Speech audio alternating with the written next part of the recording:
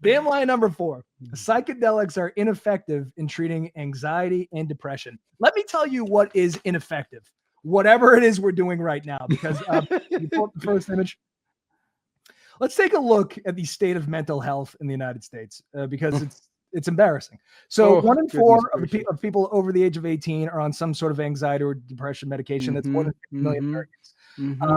It's going up by 20% every year. The states in orange are going up exponentially. It's weird that Florida, who could use it, isn't on it. But let me just run down. Okay. Yeah, how's Florida not on there? I have no idea. It's probably because they're too dumb to know. The United States represents 4% of the world population. We consume 80% of the world's opioids. We spend $326 billion on anxiety and depression medications. 22 veterans kill themselves every day. We're 34th, despite being the richest nation in the world. We're 34th in suicide rate out of 193 countries. We're 48th in life expectancy. We spend the most per capita by double.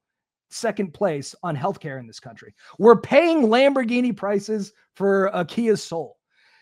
It's not as if we're anti-medication. Obviously, we take a lot of it. But it seems to be, no matter how much we spend and how many pills we're prescribed, things aren't working. And to your point, studies on psychedelics from the best hospitals and institutions, colleges, universities in the world have proved how effective they are.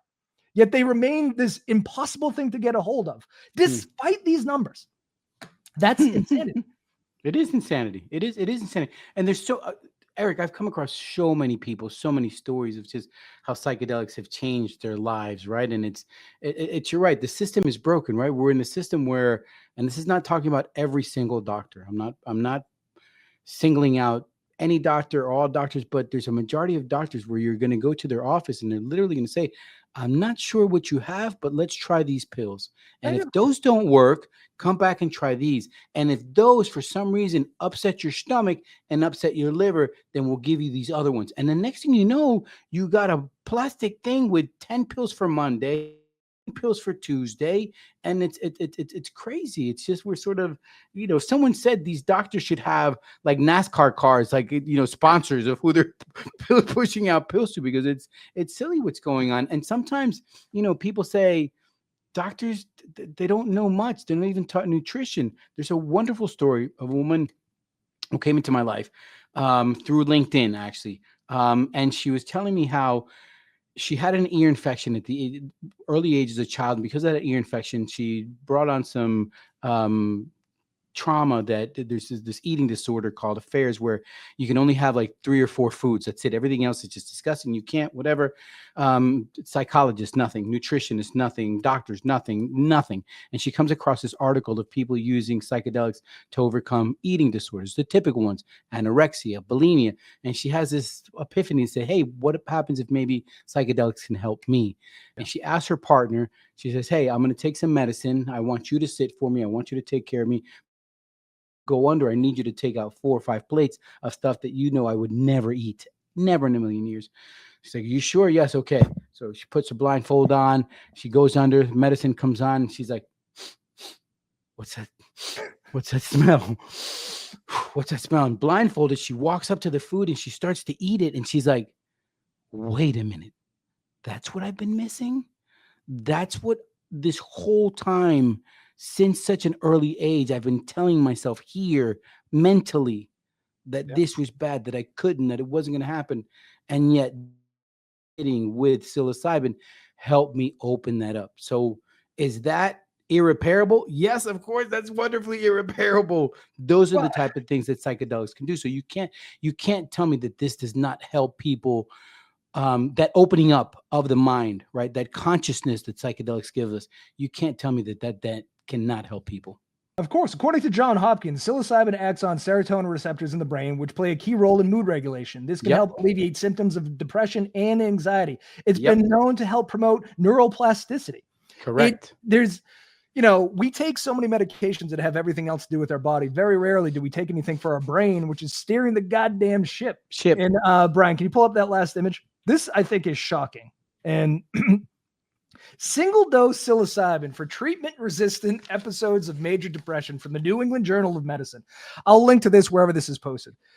Single doses of psilocybin have been proven effective for the worst cases of depression where nothing else has worked.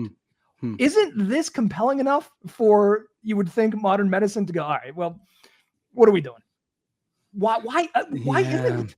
They haven't figured out the way to make money in it yet. That's the problem. Well, I know. That is, in other words, and that's again because because there's medicine. These are medicines that if you're doing it naturally, one strain of mushrooms can have a different effect than a different strain of mushrooms. So that's hard to regulate, right? That's incredibly hard to regulate for the government.